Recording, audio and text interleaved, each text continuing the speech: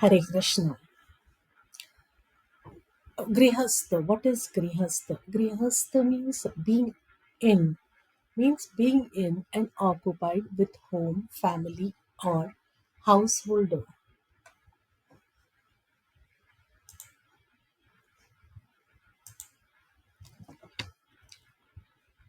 I don't know why somehow my audio gets missed. And to be sure, let me have it here on my another recording unit. Just to be sure we don't lose any important conversation here.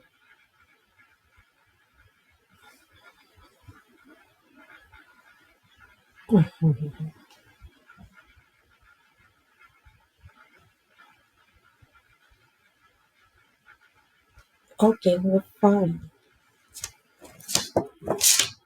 I have this solo problem.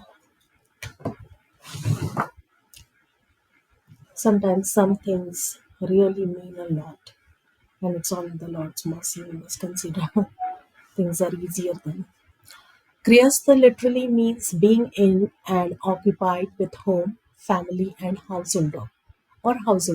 It is the second phase of an individual's life in a four age base stages of the Hindu ashram system. Now, what is this about? They are talking about the ashrams, that is the grihastha, the brahmacharya ashram, the ashram preceding grihastha ashram, that is the brahmacharya ashram, grihastha ashram, vanaprastha, and sannyasa ashram. We know all this four by now very well. Now, grihastha, the brahmacharya ashram, the bachelor student, he follows celibacy. Life stage embodies a married life with the duties of maintaining a house, raising a family, educating one's children, and leading a family centered dharmic social life. This stage of ashram is conceptually followed by vanaprasthashram, a forest dweller, retired, and sannyas, then followed by sannyas, this renunciation. Now, combined with other three uh, life stages, Hindu philosophy, Sanatan Dharma also considers these stages as a facet of Dharma concept, something which is essential to completing the full development of a human being and fulfilling all the needs of the individual and society. Now, ancient and medieval era of the Hinduism, they consider grace the stage as the most important of all stages in sociological context. As human beings in this stage not only pursue a virtuous life, they also produce food and wealth that sustains people in other stages of life as well as the offspring, the children, the offspring that continues mankind. The householder stage is considered in Indian philosophy as one where the most intense physical and procreational, emotional, occupational, social, material attachments exist in a human being's life. Now, we have our by our acharyas Bhaktivinoda Thakur Mahasaya, the very nice scripture written by him, the Jaiva Dharma, the duties of a soul. In the Jaiva Dharma also, it is described very much in detail. Now, in Indian traditions, grace the stage of life is a recommendation, but it's not a requirement. Brahmachari, if they want, they can skip the householder life, retirement stage, and go straight to sannyas stage of life, renouncing worldly and materialistic pursuits and dedicating their lives to spiritual pursuits.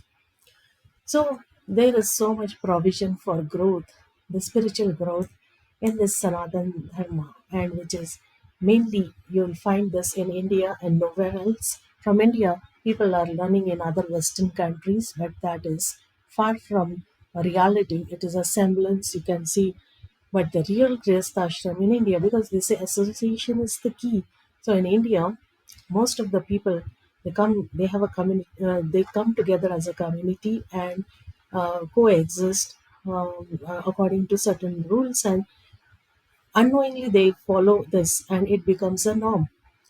So that is also good in one way, but in spiritual terms, yes, India has suffered a lot also because of this, traditional things, because people tend to get attached to old beliefs, traditions, and are very much reluctant to go for the new.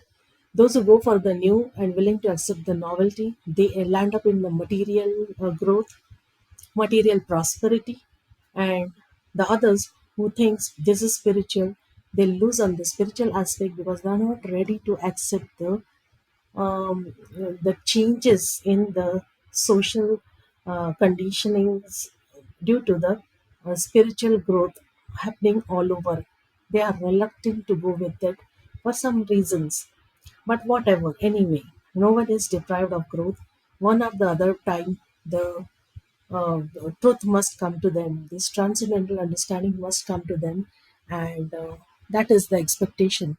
Now, Grihastha a part of part of the Chaturashram, and as we discussed already, and then one Grihastha has to uh, he has to he has four goals of life like dharma, artha, kama, moksha. So in the Grihastha one has an understanding that he has to have this dharma, artha, kama, moksha. These are the goals of the life. That is the general belief.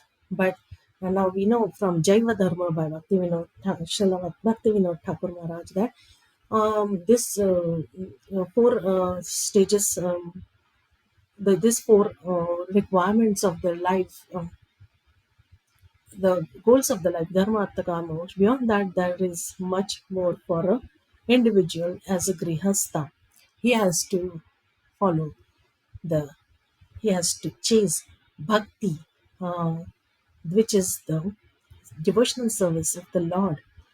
That is his goal, and not this dharma, artha, kama, moksha. Dharma again for Krishna, kama, what is that? Desired for pure devotional service. Artha means what? Whatever wealth that you acquire, what for? It is only for the Lord's temple constructions, etc. And moksha, liberation, the devotional service itself in itself, its very nature is liberation. Liberation means liberating from all this mundane, selfish desires towards the Lord for self enjoyment, self sense gratification. So that's a very deep concept. Today, my aim is not to discuss all that, but only about the grihastha, what are his duties, what he does, why he does, and so a grihastha is the stage of grihastha is uh, preceded by brahmacharya stages, that is a student stage of life, and it is followed by vanaprastha, and eventually it must go into the sannyas. Now you'll say, what is sannyas? Is it necessary to take sannyas? And then retirement, after retirement, forest dweller. So I was going to live in a forest, life of an ascetic. So in today's world, where can you find such a forest which is so safe for an individual? As it is, he's old. Will he fight in that forest alone in the old age, dealing with all the animals? Even if an insect starts coming, you feel scared. One might feel scared even if an insect comes towards you. You see the level of your renunciation, and ant also it comes towards you, you will just start dancing there only. What to speak of other big reptiles and more wild animals. So it is practically impossible to go in a forest and live there. So what is one supposed to do? And then enter into a sannyas ashram. Sannyas means what? Putting on the uh, renunciate clothes, and then or putting making some very ugly appearance, growing hair. Normally people have that concept of sannyas in mind. Or then shaving, in the more latest, if we speak, shaving head, keeping a shikha, and putting tilak and all the paraphernalia, and that makes up a sannyasi.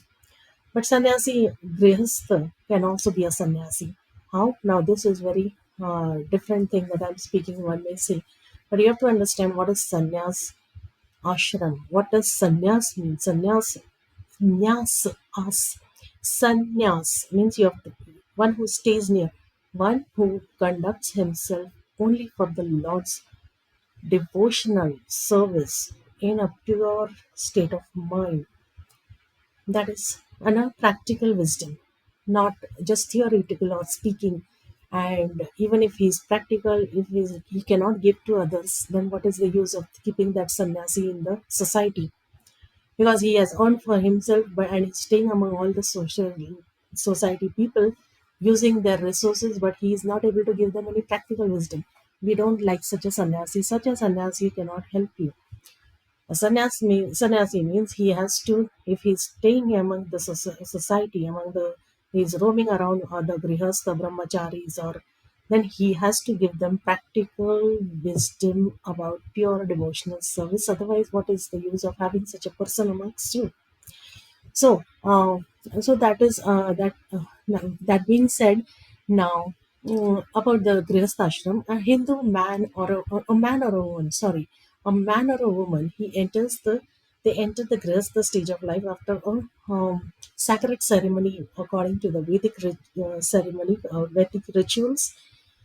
The Hindu wedding, they say Hindu. I'm using because many people understand Hindu. When the word Hindu is used, they think that there is um, generally they have the understanding that Hindu means, following all celibacy. He's a proper brahmachari. He has now entered into grihastha, and they have well knowledge of the regulatory principles about how to conduct themselves even after wedding and all that. That is understood. Why? Because they have learned it in their home itself. So the home is the place where you learn all these things. Otherwise, where else you will learn the grihastha way of life? So if you are born in a nice family, pious family, then you have it from the ancestors already. Inherit. You inherit all those qualities from your parents, from the other, your other relatives, and then you know that how you must be living. That basic things, you have to earn livelihood by pure means, like you cannot steal and or rob others' wealth and bring into your house and feed the people. You have to conduct it. You have to earn wealth and food properly in the sattvic way, pious way. So then they are in a good. They are said to be, and they are in the good eye of all the people because they are following certain Vedic rituals, and that is also not a less thing. They cannot be disregarded. That is also a very rare opportunity for anyone to come by. They would build a home, raise a family, earn wealth, enjoy worldly life, give donations to the needy people, poor families, orphans, and they follow the Panchamahayajnas. Now, what is Panchamahayajna? The Panchamahayajna, I will just quickly uh, go through this one by one. Panchamahayagya means we are indebted to our people, to the society around, to begin with in the house itself, to our ancestors, to our parents, then to the friends around us, our relatives around us, then the social society that we live in and coexist, to the government. So, because all are working towards certain responsibilities, and there is an ecosystem sort of for all this human life, and we are indebted because they are doing their part, we do our part, and we cannot do away without their help and all. So, Panchamahayagya is supposed to give you some freedom from all this bondage into begin with, and it gives you pious nature. Now, Brahma Yajna, study of Vedas, meditations, prayers. There is a Rig Ved, and it contains all the hymns. So many of them would go into learning those Vedic hymns. Deva Yajna, offering of, and then in Brahma Yajna also, having a sacred thread ceremony, going through all that, pure rituals, and getting entitled to study the Vedas. Then Deva Yajna, offering of ghee in fire. Then Deva Yajna, like in the kitchen, the fire is very, without fire you cannot cook your food. So you offer ghee to the fire as a offering, and then you do your household cooking in the kitchen. Then Pitra Yajna, caring for parents, aged and old people, that is Pitra Yajna. and offering them. There are rituals for the same too. Pitriyagya, Pindadan, etc. Givings in charity for them in their remembrance that helps them. It does go to them. Some people may not believe it, but it is true. If you have some ancestor who has passed away and by his name you do charity, but of course it has to be a spiritual benefit. What will a material offering do? So, if you donate to a true, pure devotee in name of him, then he will to acquire some merit. That is the Pitrayagya actually, but most of the people don't know. But again, this is for the Grihastha. So we'll limit it here. Later I'll speak about it more. Then Bhuta Yagya, service to the poor, needy, the handicapped, and animals. Then Atithi Yagya, hospitality to the guests, any saints or sages that may come to your house. And we say Atithi Devo Bhava, guest is God. So we have to treat him properly when he comes in your house. Give him a warm welcome, and when he leaves, see to it that he is satisfied. And to begin with, all this requires good moral values. They mean a lot. And that is how your impression gets carried to the outside world. And that is your sustenance. Sustenance means then you can, go for your further goals. So this is about the Panchamaha. So, about the Pitra Yajna, I will talk in more little detail because it's about doing something for your ancestors and what more we know by now. Srila Prabhupada has told us in the books, and also we know by reading the Acharya's text that when someone in the house becomes a devotee, and then what to speak if he is a pure devotee, then because of his piety, many of his ancestors they get the benefit. They too get liberated from the mundane and mediocre layer planes. That is the effect of the devotion. So that holds a lot of significance. If somebody in the house, in the Grihastha ashram, he is practicing a pure devotion, then because of his piety and his prayers, he doesn't have to worry about whether he has done pindadan or some rituals in the Pitru Paksh. He doesn't have to worry about it. If he is a sincere practicing devotee, he prays to the Lord for some soul, the soul receives the benefit. So, this ritual is also waived off, it's taken care of. But otherwise, you may also always want to do such a yajna in the Pitru Paksh through some qualified Brahman who is available.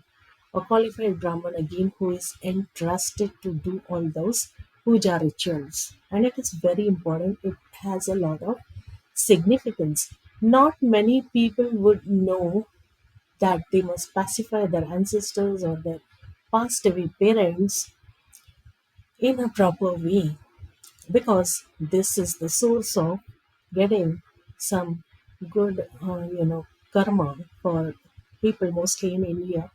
They believe a lot in this. But as I told, if you're practicing devotee, you're a practicing devotee and you pray to the Lord that soul may, be very peaceful and he may get good association, he may get good atmosphere to practice pure devotion amongst pure devotees wherever he may be. This prayer does reach to that person. So this was about the Grihastashram, and now the Vastu. Now Grihastashram means it's the beginning. If it is the beginning of the life for a newly wed couples, then their Vastu plays an important role about selecting a proper house, the area, and all that. Now, what is Vastu actually? It is most, sought after, and people get mad with that, Vastu dosh. If there are some miseries, then the Vastu dosh, then they consult the astrologer or the specialist of Vastu dosh Nivaran specialist, and they do. many um, uh, you know rituals to protect their house from um, bad influence, and that is uh, that is a part of the grihastashram, but it is not to be always brought in between. You, yes, it does play an important role about your um, how your vastu is, the the entrance to the kitchen, about all the heavy items in the house. So the sleeping, the cot that you sleep on, the bed, in which direction, and how to. So all these things are very important. And what is kept in what direction in the house, in the living room, what is there and all. But vastu, what is vastu? This is there. But actually it is vastu. According to Jaiva Dharma, Srila Bhaktivinoda Thakur says it is vastu. Vastu means a thing. And vastu is, what is vastu then? He has, there's a very beautiful explanation here on that. I'll just quickly go through it because, yeah. So they say about the vastu. Vastu means it is that which exists and does not exist, both way. Vastu. It's twofold, real and unreal. Now, a thing real is transcendental. A real thing is transcendental. So, if you're in a Vastu, then what is the transcendental thing? It is universe. The two people that enter the rest ashram, they are souls. They are not just human bodies. So Vastu is again twofold, real and unreal. And unreal, a real thing, a thing real is transcendental. Unreal things, with unreal things relate to the name, form, attributes, and they are mundane. Real things have eternal existence, and unreal have the semblance of existence, which is somewhere real, showing somewhere feeling. As in the Srimad Bhagavad Grantha 1.1.2, it is said that the thing knowable here is real, and is the spring of all well-being, which means that the real thing is transcendental, the soul, the Paramatma, and then there is a Maya, the potency, the external potency of the Lord. Now, Paramatma, Jivatma, and the external potency of the Lord, Maya. And why, now you'll say, why are you talking about the external potency? To remind ourselves that Vastu, to, when you enter your Vastu to begin the Grihasthashram, you have to have a alert. It is Vastu, and in that you are going to bring in all the Vastu. Why? Mostly as a part of your own sense gratification, some for the Lord, etc. So, Paramatma, Jivatma, and the external potency, Maya. So, the Vastu is real and unreal, both. So, that is what you should remember at the time when you enter the household. The youngsters, they do not have, most of the youngsters do not have this knowledge, and it's very sad. So, if they have this knowledge upfront, then their beginning will be very auspicious, and they will pursue their dharma, eternal dharma, which is the pure devotional service of the Lord. So that was about Vastu, and more can be read about it in Srimad Bhagavatam by Srila Prabhupada, the Bhagavad Gita.